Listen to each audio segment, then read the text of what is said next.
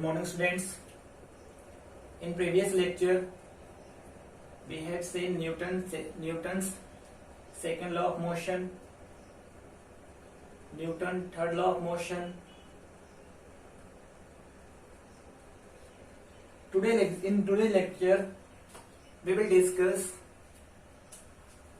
law of conservation of momentum and some important formula. Okay. So without delay, come to the topic, law of conservation of momentum. Before this, you must know F is equal to force F is equal to mass into acceleration. I have explained in previous lecture. Acceleration A is equal to V minus U upon T. A is the acceleration, V is the final velocity, U is the initial velocity, T is the time. Momentum P is equal to mv. M mass of the object, V is the velocity of the object. That is momentum. Okay. So these three formula we will use in law of conservation of momentum. Okay. So what is law of conservation of momentum? I will explain this topic with the help of one diagram. Okay.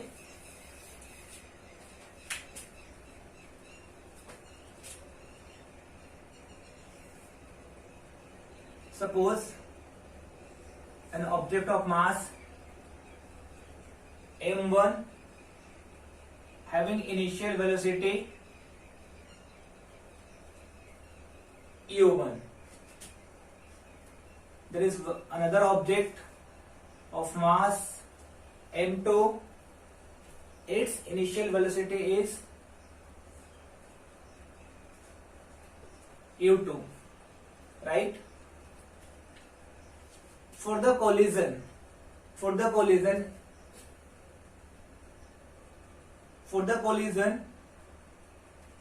u1 should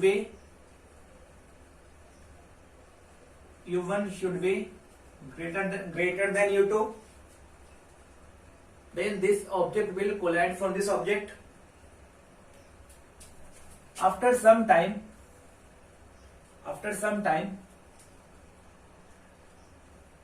this object m1 will collide to m2. For some time, after some time, this is m1, this is m2, this is m2. After some time, m1 will exert a force F1 on m2, and this m2 will exert a force m2 in this direction according to Newton's third law of motion. F1 is the force exerted by mass m1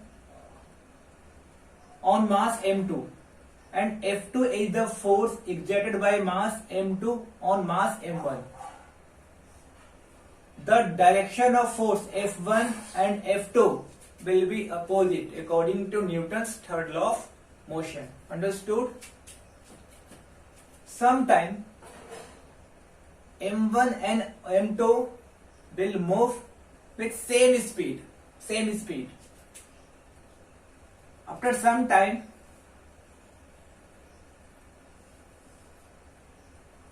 they will separate out. This will be m1 and this will be m2. But this is the case of before collision.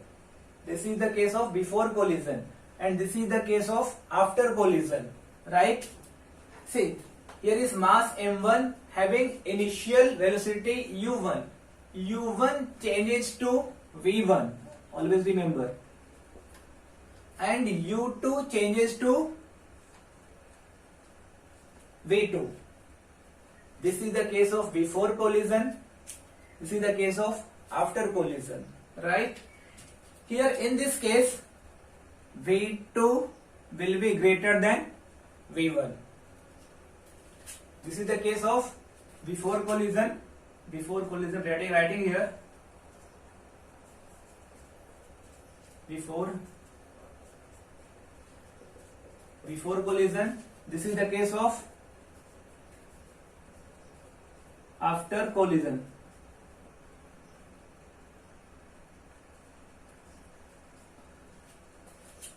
This is the case of during collision.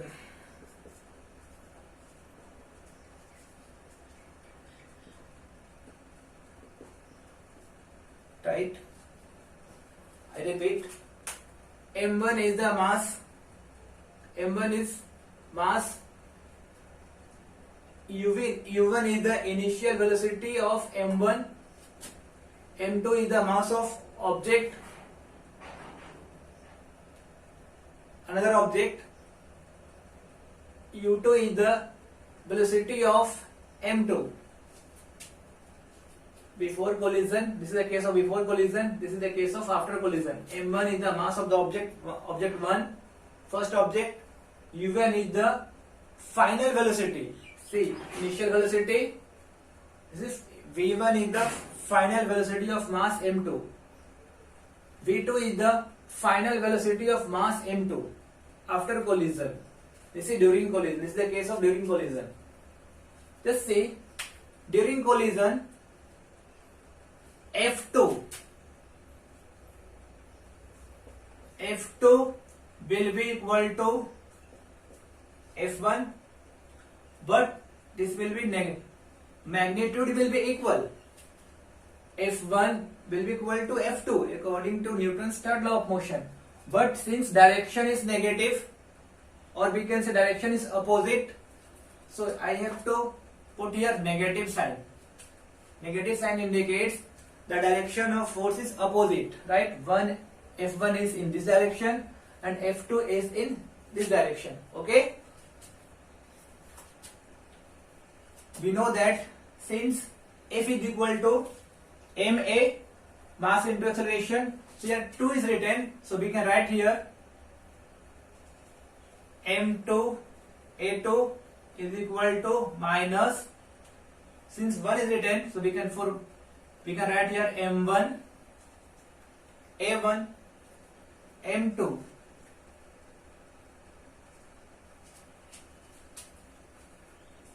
So we know that A is equal to V minus U upon T. This is the general formula of acceleration. So here is A2. So we can write here A2. So we can write here V means final velocity. So we can write here final velocity. Final velocity is V2. So write here V2 minus U1. Since U is written here, so we are writing for the M2. We are writing for M2. So initial velocity is U2. So we can write here U2 upon T is the common. T is the time duration. T is the time duration, right? So time duration will be equal for M1 and M2 minus M1 A1. So A is equal to V minus U upon T. So here is 1. It means we are talking about M1. M1. V. Final velocity of M1 is V1. So we can write here V1 minus U. U. Initial velocity of M1. That is U1 upon T. T cancel. So this will be equal to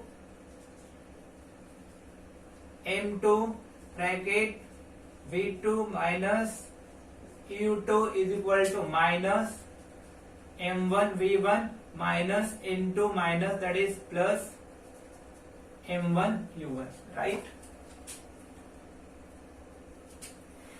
So if you open the bracket, this will be equal to M2 V2 minus M2 U2 is equal to minus M1 V1 plus M1 U1, right?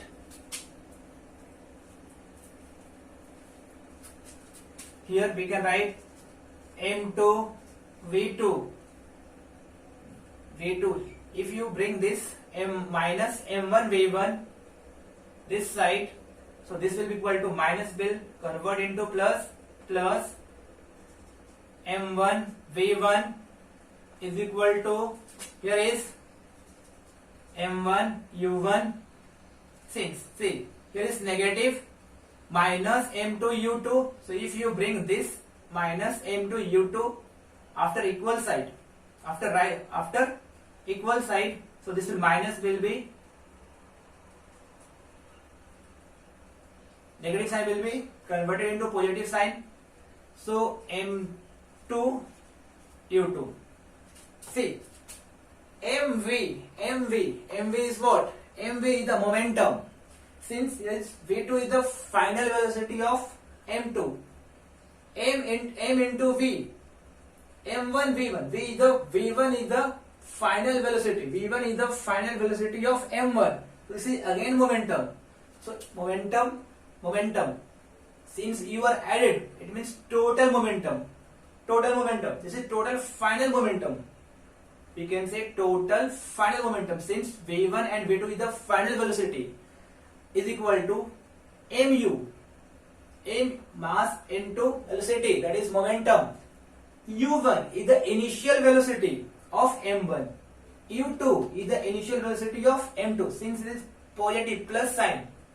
So this is total momentum, total initial momentum is equal to total final momentum. Understood? Or we can say this is total m2 v2 plus m1 v1 is equal to total final momentum is equal to m1 u1 plus m2 u2. This is total initial momentum. Both are equal. So if you rearrange, I am erasing this. So we can write here, I am writing this one first, m1 v1 plus m2 v2 is equal to m1 u1 plus m2 u2, right? That is, according to law of conservation of momentum, total final momentum after collision is equal to total initial momentum before collision. Total final momentum after collision is equal to total momentum before collision. This is the case of before collision. So this is law of conservation of momentum, right? So here is, we can draw one conclusion, two conclusions basically. First is I will write here,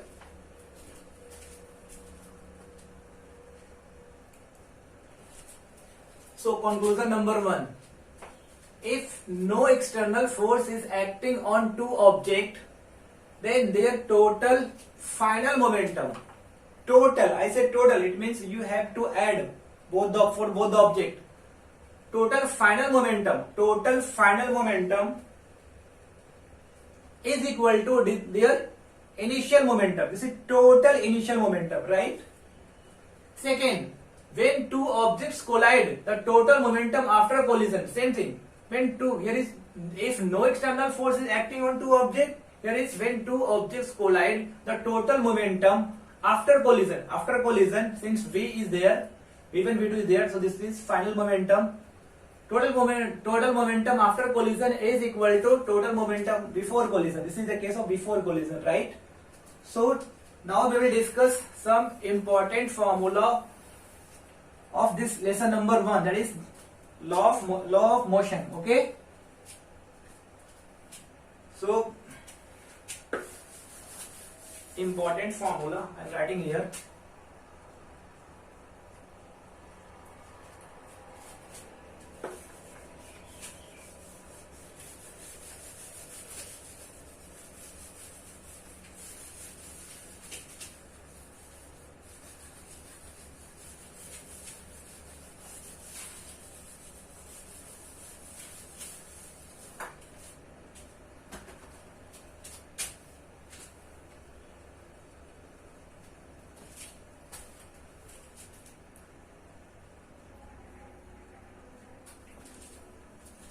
important formula of laws of motion. Okay, so you have to learn this, because in the next lecture I will do the numericals. So in that numericals we are going to use all the formula, right? So you have to learn all the formula. Okay, first one is speed is equal to distance upon time, velocity is equal to displacement upon time. See, speed, in case of speed you have to write here distance, but in case of velocity you have to write here displacement, right? Because speed is scalar quantity, so here the scalar quantity will come. Velocity is vector quantity, so here vector quantity will come. Okay, velocity is equal to displacement upon time. Acceleration is equal to change in velocity upon time. Change in velocity means what? Final velocity minus initial velocity, that is change in velocity. So in laws of motion we write final velocity as v and initial velocity we write u.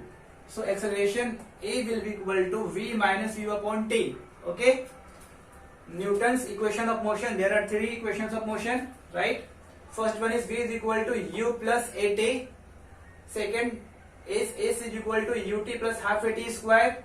Third one is v square is equal to u square plus 2as, where v is the final velocity, u is the initial velocity, a is the acceleration, s is the displacement, t is the time. Okay, next fifth F is equal to m into a, that is for F is the force is equal to mass into acceleration. F is the force, m is mass, a is the acceleration.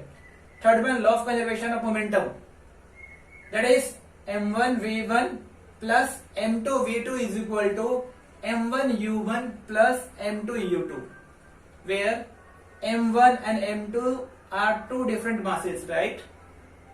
u1 as I told you, u1 means initial velocity of mass m1, u2 is the initial velocity of mass m2, v1 is the final velocity of mass m1, v2 is the final velocity of mass m2. Okay, so one more topic I will discuss today.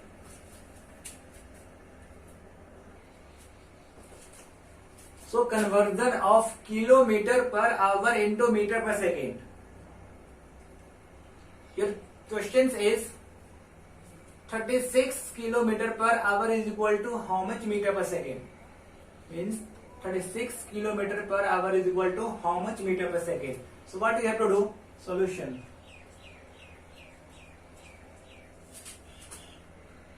(36 kilometer per hour is equal to), we can write here 36 into, see here is kilometer per hour, but you have to convert in meter per second. So 36 kilometer per hour is equal to 36 into, what you have to do? You have to just multiply 5 upon 18 and write, since here is kilometer per hour, since you have multiplied by 5 upon 18, so write here meter per second. I repeat, here is 36 kilometer per hour. So here 36 into, if you multiply 5 upon 18, then kilometer per hour will be converted into meter per second. So here is meter per second. So this will be equal to 18 1 the 18, 18 to the 36. That is 10 meter per second. Okay. So 36 kilometer per hour is equal to 10 meter per second. Second, one more example I will take. 54 kilometer per hour is equal to how much meter per second? So solution.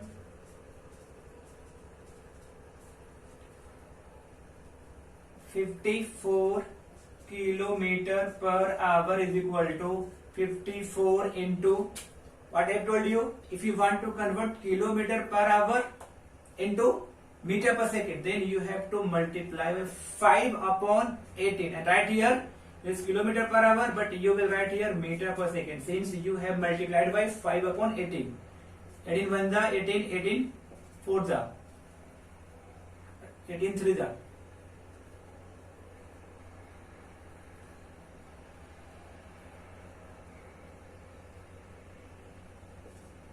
that is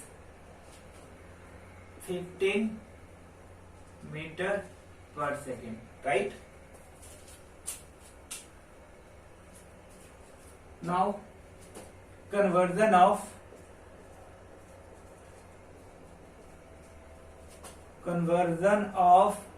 meter per second into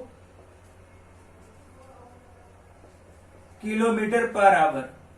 Here is from kilometer into meter per second, but here is meter per second into kilometer per hour, right?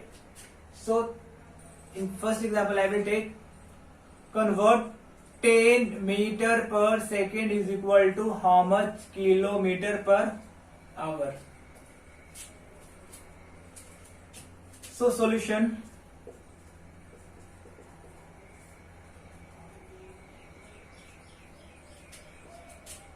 ten meter per second is equal to 10 into, in the previous, here you have what you have done, you have multiplied by 5 upon 18 if you convert kilometer into meter per second.